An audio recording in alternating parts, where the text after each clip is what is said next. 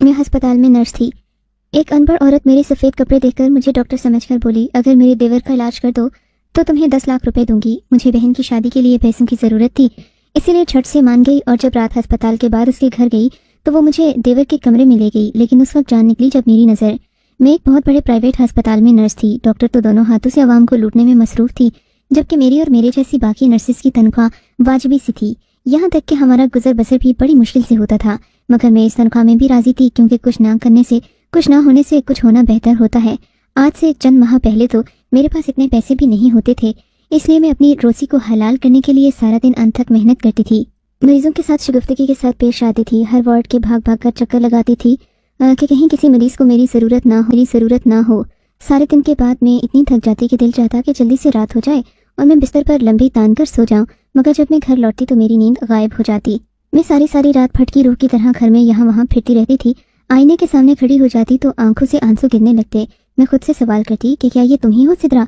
तुम तो अपने बाप की लाडली थी, फिर तुम्हारी ये हालत कैसे हो गई? दरअसल मैं शुरू से बहुत ज़हीन व फतीन बच्ची थी। वालिदैन ने स्कूल में दाखिला करवाया तो मैं हर जमात में पहली पोजीशन हासिल करती थी। मेरे स्कूल की टीचर्स मुझसे बहुत मोहब्बत किया करती थीं। मैं जो बड़ी होती गई, नन्ही पहेलियों पलकों पर ख्वाब सजाने लगी। मैंने मैट्रिक के इम्तिहानात जब इम्तियाजी नंबरों से पास किए तो मैंने घर में हुक्मनामा जारी कर दिया था कि मैंने बड़े होकर डॉक्टर ही बनना है। अब्बू भी मेरी हाँ में हाँ मिलाते जाते तो अम्मी अब्बू को टोक दिया करती थीं, कहती थीं कि अफजल अपनी बच्ची को इतने बड़े ख्वाब मत दिखाओ, हमारी इतनी हैसियत नहीं है कि अपनी बच्ची को डॉक्टर बना सकें। तब अब्बू अम्मी की बात सुनकर सख्त नाराज़ हो जाया करते, कहते थे कि अभी से इस तरह की बातें मत करो, मेरी बेटी के नन्हे से जहन पर बोझ मत डालो, जब वक्त आएगा तब देखी जाएगी। मगर अब्बू को ये नहीं पता चलता था कि इतनी जल्दी वक्त आ जाएगा। अब मैं मेडिकल कॉलेज में दाखिला लेना चाहती थी। मेडिकल कॉलेज की फीस के मुतालिक सुनकर ही कानों को हाथ लग गए। फिर मुझसे छोटी अक्सा भी अब 7वीं जमात में हो चुकी थी। अम्मी बहुत परेशान थी कि न जाने अब क्या होगा। अब्बू बोले, नेकबख्त तुम फिक्र क्यों करते हो, मैं अपने और अपनी बच्ची के ख्वाब मरने नहीं दूंगा। अब्बू ने वक्त आने पर मेरे लिए अपनी ज़मीन का वो छोटा सा टुकड़ा बेच दिया था जो इन्हें विरासत में मिला था। जाहिर सी बात है अम्मी बहुत नाराज़ हुई, कहने लगी, अफजल ये ज़मीन का टुकड़ा तो मैंने अपनी बच्चियों के जहेज़ के लिए सोच कर रखा था। इन बेचारियों का कौन सा कोई भाई है जो इनके लिए जहेज़ बनाता फिरेगा? हमें ही इनके आने वाले मुस्तकबिल के बारे में सोचना होगा। अम्मी की बातें सुनकर अबले, तुम्हारा क्या ख्याल है? मैं अपनी बच्चियों की शादी ऐसे लालची घरों में करूँगा जो मुझसे जहेज़ का मुतालबा करेंगे। मैं अपनी बेटियों को पढ़ा लिखा कर इस काबिल बना दूंगा कि इनके अच्छे रिश्तों की लाइन लग जाएगी। ये तो अब्बू की बातें थी, मगर किस्मत को कुछ और ही मंजूर था। मैं डॉक्टर बनने के मरहले तेज़ी से तय कर रही थी, मगर फिर इसके लिए मज़ीद पैसे भी दरकार होते हैं। मेरी डॉक्टरी तालीम को अब फ़कत 2 साल रह गए थे। तब एक रात अब्बू सोए तो हमारे लाख जगाने पर भी ना उठे। हम तो गम का पहाड़ टूट गया। अब्बू अम्मी की मैयत को बार बार हिलाकर कहती, अफजल तुम मुझे इतना बड़ा धोखा नहीं दे सकते। मैं तने तनहा अपनी बेटियों को कैसे संभालूंगी? सिद्रा को डॉक्टर बनाने की तुम्हारी ख्वाहिश कैसे पूरी करूंगी? अब्बू तो अगले सफ़र पर रवाना हो गए। पीछे हम गमज़दा से रह गए। अब्बू के मरने के बाद हमें आसपास की कुछ होश ना थी। दिन रात गम में ही गुजरते थे। फिर अब्बू के 40वें के बाद अम्मी ने मुझे कहा कि तुम अपनी पढ़ाई जारी रखो। तो मैं फूट अम्मी, जिस दिन अब्बू का इंतकाल हुआ है उस दिन से मैंने अपने तालीमी अखराजात के लिए कुछ रकम मांगनी थी, लेकिन अब्बू के इंतकाल के बाद तो पता चला कि हमारे पास तो पैसे ही नहीं हैं। अम्मी, पैसों के बगैर तालीम मुकम्मल नहीं की जा सकती। यूँ मैं मंजिल को अपनी आंखों से देख लेने के बाद छुए बगैर ही वापस लौट आई थी। मेरी छोटी बहन अक्सा की भी पढ़ाई बीच में रह गई। इन हालात से निकलने का रास्ता अम्मी ने यही सूझा कि हम दोनों बहनों की शादी कर देना चाहती थीं। मुझे तो कोई एतराज़ नहीं था, इसलिए अम्मी ने इधर उधर रिश्तों के लिए कह दिया। शुरू में तो मेरे लिए रिश्तों का अंबार लग गया था, क्योंकि सभी तो जानते थे कि सिद्रा डॉक्टर बनने वाली है। एक डॉक्टर लड़की को तो हर कोई बहू बनाना चाहता है, मगर जब वो लोग हमारे घर आकर हमारे हालात देख लेते तो फिर पलट कर भी ना पूछते। अम्मी ने जितनी भी औरतों को मेरे रिश्ते के लिए कहा था, सभी ने एक ही बात कही थी कि बहन, आजकल के लोग ऐसी लड़कियों को अपनी बहू बनाना पसंद करते हैं जो अपने साथ भारी जहेज लेकर आएं। सब लोग तो तुम लोगों के हालात से वाकिफ हैं, सब जानते हैं कि उन्हें इस घर से जहेज के नाम पर कुछ नहीं मिलेगा। तब अम्मी बहुत नाराज़ हुई थी। वो मुझसे कहने लगी कि सिद्रा, काश तेरे बाप ने मेरी बात मान ली होती, इसने ज़मीन फ़रोख्त ना की होती। सिद्रा देखो, तुम्हारी पढ़ाई भी तो अधूरी रह गई है ना। अगर आज वो ज़मीन होती तो मैं फ़रोख्त करके तुम दोनों बहनों की शादियाँ धूमधाम से करती। खैर, घर में गुर्बत बहुत बढ़ गई थी, यहाँ तक कि घर में कुछ खाने के लाले भी पड़ चुके थे। अब अम्मी को मजबूरन लोगों के घरों में काम करना पड़ा। ये अज़ियत हम दोनों बहनों के लिए बहुत ज़्यादा थी। पहले हमारे घर रिश्ते आ जाया करते थे, ये और बात थी कि बाद में इनकार हो जाता, मगर अब तो काम करने वाली औरत के घर रिश्ते आना ही बंद हो गए थे। मेरे बालों में चांदी उतरने लगी थी। वक्त गुजरता रहा, अपने नक्श मेरे चेहरे पर सख्त करता जाता रहा। मेरी आंखों के गिर्द हल्के थे, चेहरे पर झुर्रियाँ। अब मैं अपनी ज़िंदगी से इस कदर तंग आ चुकी थी कि जी चाहता था मौत को गले लगा लूँ। तब अम्मी की अच्छे वक्तों की दोस्त हमारे घर आ गई। उसने जब हमारे हालात देखे तो वो तंग रह गई। तब उसने कहा कि मैंने तो सुना था कि सिद्रा डॉक्टर बन रही है। अम्मी ने इससे कुछ न छुपाया और सारी कहानी सुना दी।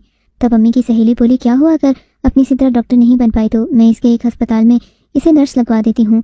एक दिन मैं घर पहुंची तो ऐसा महसूस हुआ जैसे घर में किसी की दावत रखी गई हो। मैंने अम्मी से इस्तफसार किया तो अम्मी के चेहरे की रंगत बदल गई थी। इन्होंने नजरें झुका ली थी। फिर कहने, आज अक्सा को लड़के वाले देखने आए थे। मुझे रिश्ता कराने वाली औरत ने मशवरा दिया था कि सिद्रा की तो उम्र गुजर ही चुकी है, ये न हो अक्सा की उम्र भी गुजर जाए, इसीलिए तुम अक्सा की शादी कर दो, बाद में फिर आराम से सिद्रा के लिए रिश्ता ढूंढती रहना। मैं चुपचाप अम्मी के चेहरे की तरफ देखने लगी। मैं मुनासिब अल्फाज की तलाश में थी।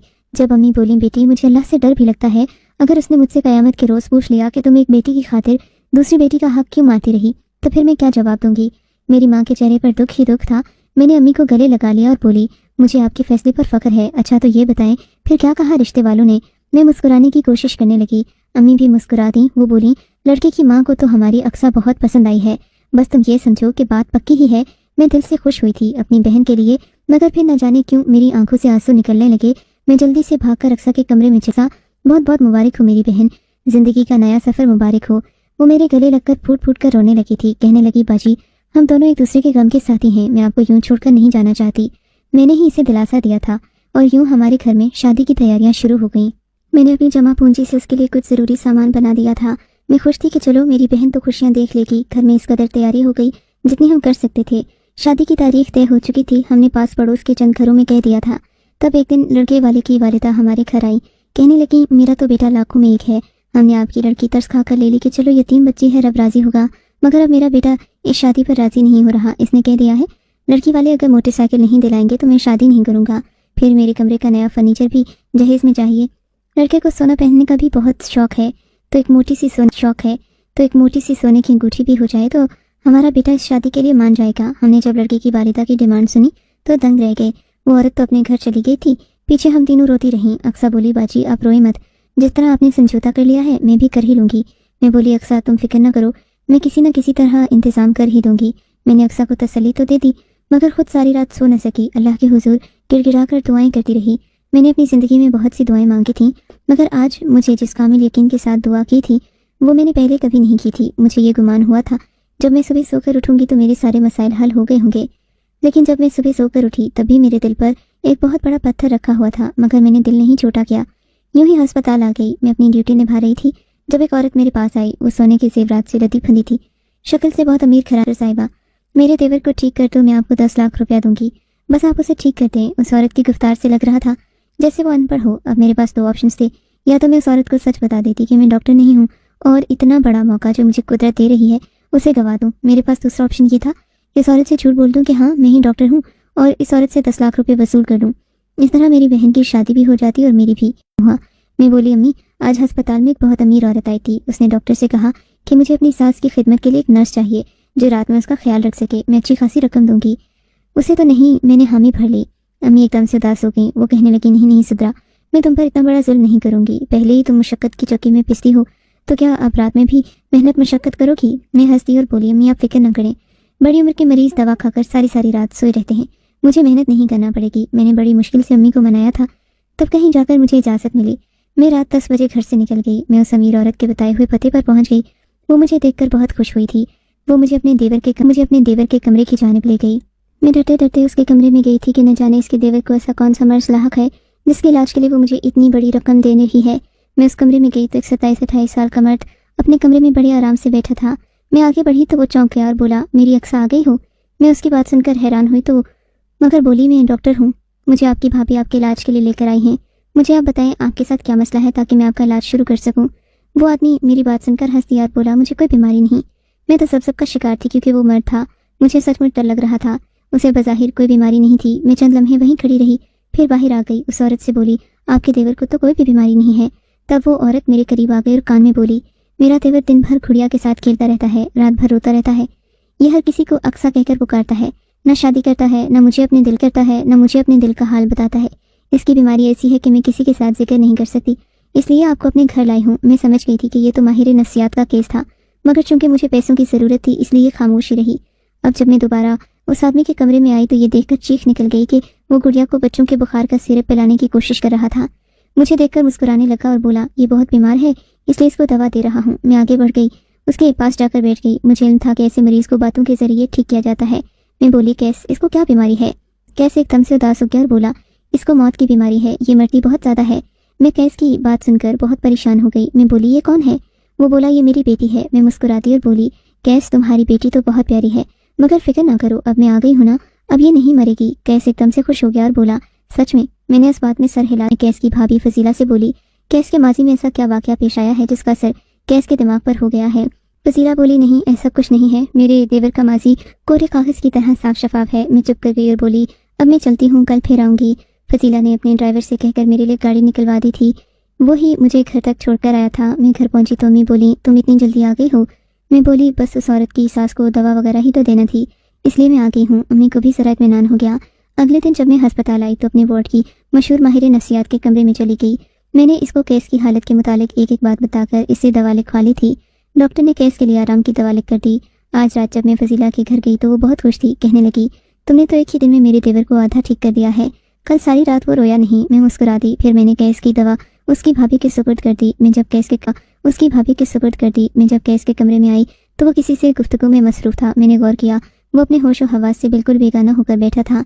धीरे धीरे कह रहा था, अक्सा, मैं बेवफा तो नहीं था, मगर मैं मजबूर था जो तुम्हें ज़माने की सर्दो गर्म से बचा न सका। मैं जानता हूँ तुमने भी मेरी मोहब्बत में बहुत कुछ सहा है। अक्सा, तुम कॉलेज पढ़ने आई थी, मैंने तुम्हें देखा तो तुम्हारी मोहब्बत में गिरफ्तार हो गया था। तुमने भी मुस्बत जवाब दिया तो हमारी मोहब्बत परवान चढ़ने लगी। हमने सबसे चुपकर निकाह कर लिया। तुम उम्मीद से हो गई। अक्सर जब तुमने मुझे उम्मीद से होने की खबर सुनाई तब मैं बहुत मजबूर था। मजबूर तो शायद तुम भी थी। तुम्हारी अम्मी को इल्म हो गया था कि कुछ न कुछ गड़बड़ है। जब इन्होंने तुमसे इफ्तिसार किया तुमने हाँ में जवाब दिया। तुम्हारे अब्बू ने न जाने ये सब कैसे सुन लिया। इस बात का सदमा न सह सके, वो तो मर गए, मगर फिर हमारा बच्चा भी न बच सका। तुमने अपनी बाप की मौत का सदमा इस कदर लिया कि हमारा बच्चा तुम्हारे अंदर ही मर। तुम्हारे घर में कदम रखा तो वो मुझे अपनी जायदाद से आग कर देंगे। उस दिन दौलत जीत गई, हमारी मोहब्बत हार गई, हम हमेशा के लिए जुदा हो गए। उसके हाथ में कैस की तस्वीर थी, वो इससे महवे गुफ्तगू थी। कह रही थी, कैस जब से तुम मेरी जिंदगी से निकले हो मुझे सुख का सांस नहीं आया। मैं बोली, अक्सा, ये सब क्या है? मेरी बात सुनकर वो बहुत ज़्यादा घबरा गई, रोने लगी। कहने लगी, बाजी मुझे माफ़ कर दो। मैं बोली, अक्सा, तुमने मुझसे इतनी बड़ी बात क्यों छुपा रखी थी? कहने लगी, बाजी अम्मी ने मुझे अपने सर की कसम दी थी। मैं बोली, मैं कैसे तुम्हें मिलवा सकती हूँ? वो मेरे कदमों से लिपट गई थी। कहने लगी, मैं आपका एहसान सारी ज़िंदगी नहीं भूल पाऊंगी। मैं कैस की हालत देख चुकी थी, वो अक्सर से सच्ची मोहब्बत करता था, इसीलिए मैं अगले दिन उसे अपने साथ ले गई। जब कैस और अक्सर ने एक दूसरे को देखा तो वो फूट फूट कर रोने लगे। कैस अक्सर के कदमों में गिर चुका था, वो रो रो कर उससे माफ़ी मांग रहा था। अक्सर ने उसे माफ़ कर दिया। फजीला भी मन से देखकर हैरान रह गई। फिर वो एक दिन अपने शौहर के साथ हमारे घर कैस के लिए अक्सर का रिश्ता लेने आ गई। हमने हाँ कर दी तो यूं दो पिछड़े आशिक मिल गए। अक्सर कैस का इलाज मुल्क के बेहतरीन मौलिद से करवा रही है, वो बेहतर हो रहा है। हमारे अस्पताल में ही काम करने वाले एक मेल नर्स ने मुझे पसंद कर लिया और अपनी भाभी के हाथ शादी का पैगाम भेज दिया। वो अकेला रहता था, इसलिए उसका इसरार था कि मेरी अम्मी भी साथ रहेंगी। यूं मेरी भी शादी हो गई और हम पर खुशियों के दर वाह हो गए।